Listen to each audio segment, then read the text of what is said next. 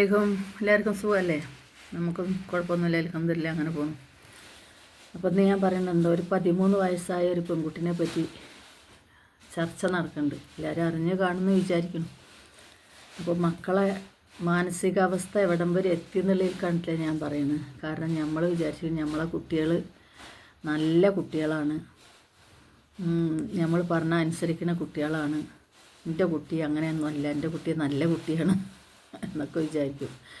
13 വയസ്സുള്ള കുട്ടിക്കാണ് 17 വയസ്സുള്ള ഫ്രണ്ട് ഉള്ളത്, ആൺ സുഹൃത്ത്. അവർക്കാണ് 13 വയസ്സുള്ള കുട്ടിയാണ് കൊട്ടേഷൻ കൊടുക്കുന്നത്. എന്തിനാണ്? ഐഫോൺ വാങ്ങാനും ആൺ സുഹൃത്തിന് ബൈക്ക് വാങ്ങാനും. കാലഘട്ടം പോയ കാലഘട്ടം എന്ന് ആലോചിച്ച് നോക്കി.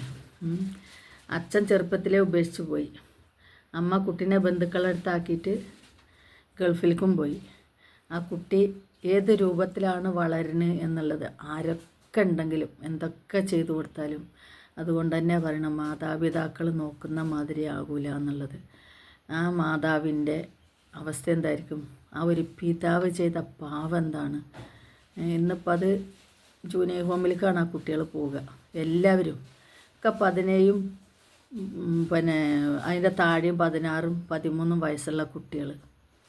13 വയസ്സുള്ള ഒരു കുട്ടിക്ക് ഇത്രക്ക് ക്രിമിനൽ ബുദ്ധി. മുത്തച്ഛനെ കൊന്നിട്ട് സ്വർണം അവിടെ നിന്ന് എടുത്തു കൊടുത്തിട്ട് അതും വീഡിയോ കോളിലൂടെ ആ കൊലപാതകം കാണിച്ചു കൊടുത്തു.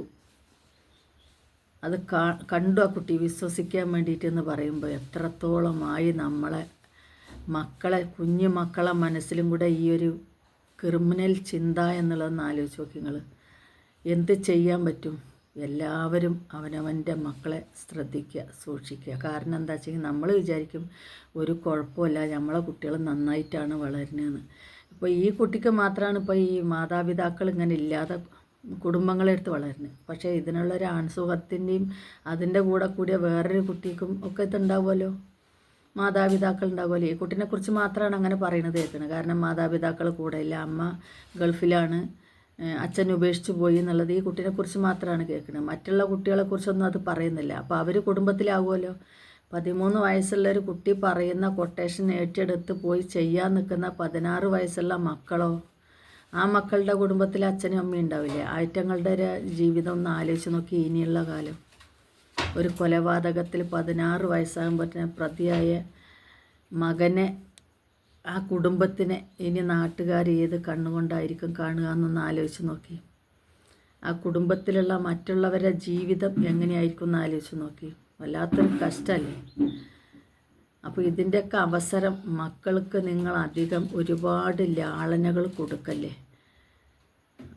ഒരുപാട് ഈ പറയുന്ന മാതിരി മക്കൾ ചെയ്യുന്നത് എന്തും ശരിയാണ്, എൻ്റെ കുട്ടി ചെയ്യുന്നത് എന്തും ശരിയാണ് എന്നുള്ള ചിന്ത വളർത്തിയെടുക്കുന്നവർക്കാണ് ഇത്തരം ചിന്തകൾ പോണത്. അടിക്കാനും വെട്ടാനും കുത്താനും ഒക്കെയുള്ള ഇത് പോകുന്നത്. കാരണം എന്താ വെച്ചാൽ ചെറുപ്പം മുതൽ അവരുടെ ഇഷ്ടത്തിലാണ് അവർ ജീവിച്ച് വളരുന്നത്. നമുക്കൊരു 10-17 വയസ്സാകുമ്പോൾ നമുക്ക് പിടിച്ചാൽ കിട്ടില്ല ആൺകുട്ടികളൊന്നും, അത് ശരി തന്നെയാണ് പറയുന്നത്. പക്ഷെ അതിനു മുമ്പേ നമുക്ക് പിടിച്ചാൽ കിട്ടുന്ന ഒരു പ്രായമുണ്ട്, ചെറിയ പ്രായം. ഒരു 5-6 വയസ്സുള്ളപ്പോൾ വെയിലത്ത് വെക്കി മുറത്തിലിട്ടിട്ട് കഴിഞ്ഞാൽ, അപ്പോൾ സോറിട്ടോ വർത്താനം പറഞ്ഞാണ് കാക്കു. അപ്പോൾ അതിന് മുമ്പേ നമുക്ക് പിടിച്ചാൽ കിട്ടുന്നൊരു പ്രായമുണ്ട്. കാരണം ഈ കുഞ്ഞു കുട്ടികളാകുമ്പോൾ തന്നെ ഒരു 2 വയസ്സ് 3 വയസ്സ് ആകുന്ന സമയത്ത്, 3 വയസ്സാകുമ്പോഴാണ് ഈ കുട്ടികൾ കൂടുതൽ വാശി പിടിക്കുക. ആ സമയത്ത് തന്നെ ഈ കുട്ടികൾക്ക് നമ്മൾ അവരുടെ വാശി തീരാനും അവരെ കരച്ചിൽ നിർത്താനായിട്ട് അവരുദ്ദേശിക്കുന്ന സാധനങ്ങൾ, അവർ പറയുന്ന സാധനങ്ങൾ നമ്മൾ വാങ്ങി കൊടുത്ത് ആ കുട്ടി വലുതാകും തോറും പിന്നെ അതങ്ങനെ ആവശ്യപ്പെട്ടുകൊണ്ടിരിക്കുകയാണ്. കാരണം കുട്ടിക്കറിയാം ഞാൻ ഇതിന്ന സാധനം വാശി പിടിച്ചാൽ എനിക്ക് കിട്ടും എന്നുള്ളത് കുട്ടിക്ക് മനസ്സിലാവും. കുട്ടി അവിടെ നിന്ന് അങ്ങോട്ട് വാശിയാവും. പിന്നെ അങ്ങനെ വലുതാകും തോറും കുട്ടിയുടെ ആവശ്യങ്ങൾ വലുതായി വരും. കുട്ടിയുടെ കിട്ടാതുമ്പോൾ കുട്ടി വൈലൻ്റ് ആകും. അങ്ങനെയൊക്കെയുള്ള സാഹചര്യങ്ങൾ ഇന്നത്തെ കുടുംബത്തിൽ ഞാൻ കാണുന്നുണ്ട്. കാരണം ചെറിയ കുട്ടികളാകുമ്പോൾ, പക്ഷേ നമ്മളൊന്നും പറഞ്ഞാൽ ആർക്കും അത്, കാരണം എൻ്റെ കുട്ടി അങ്ങനെയല്ല, എൻ്റെ കുട്ടി ഞാൻ കഷ്ടപ്പെട്ട മാതിരി കഷ്ടപ്പെടരുത്, എൻ്റെ കുട്ടിക്ക് ഞാൻ അവൻ ആവശ്യപ്പെടുന്നത് എന്തും വാങ്ങിക്കൊടുക്കും, എൻ്റെ കുട്ടി നന്നായിട്ട് ജീവിക്കണം എന്നുള്ളതാണ് ചിന്ത. പക്ഷേ അങ്ങനെയുള്ള കുട്ടികളാണ് അധികം ഇങ്ങനെ പോകുന്നത്. അപ്പോൾ അത് ആലോചിച്ചോളൂ നിങ്ങൾ. കാരണം എന്താ വെച്ചെങ്കിൽ ഇങ്ങനെയൊക്കെയല്ല ആ കുടുംബത്തിൻ്റെ നാണക്കെടും ഒന്ന് ആലോചിച്ച് നോക്കി. 73 വയസ്സായ ആ മനുഷ്യനെ സ്വന്തം പേരക്കുട്ടി തന്നെ കൊട്ടേഷൻ കൊടുത്ത് കൊല്ലാറിന് ആ മനുഷ്യൻ എന്തൊരു കഷ്ടം എന്ന് ആലോചിച്ച് നോക്കി. നമ്മൾ അള്ളാൻ്റെ ദുനിയാവ് എവിടേക്കാണ് പോണത്? ലഹരിയുടെയും മറ്റുള്ള കാര്യങ്ങളൊക്കെ ചർച്ച ചെയ്തുകൊണ്ടിരിക്കണമെന്ന് പറഞ്ഞു കഴിഞ്ഞാൽ എന്തൊക്കെയാണോ ഏതൊക്കെയാണോ ആർക്കറിയാം, അള്ളാഹു ആയാലും. ഏതായാലും എല്ലാ മക്കളെയും അള്ളാഹു നേർവഴിയിലൂടെ നയിക്കാം. നമുക്ക് പ്രാർത്ഥിക്കാം. അതേമാതിരി കുടുംബങ്ങളും അങ്ങനെ തന്നെ ചെയ്യുക.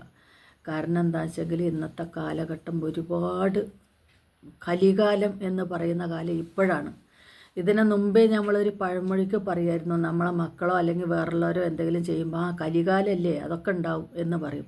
പക്ഷേ യഥാർത്ഥത്തിലുള്ള കലികാലം ഇപ്പോഴാണ് നടക്കുന്നത്. ഇതാണ് കലികാലം. കാരണം 13 വയസ്സുള്ള ഒരു കുട്ടി കൊട്ടേഷൻ കൊടുത്തിട്ട് കൊല്ലിച്ചിട്ട് സ്വർണം വാങ്ങി ഐഫോണും ബൈക്കും വാങ്ങാനെന്ന് പറയുമ്പോൾ ഇതല്ലേ കലികാലം?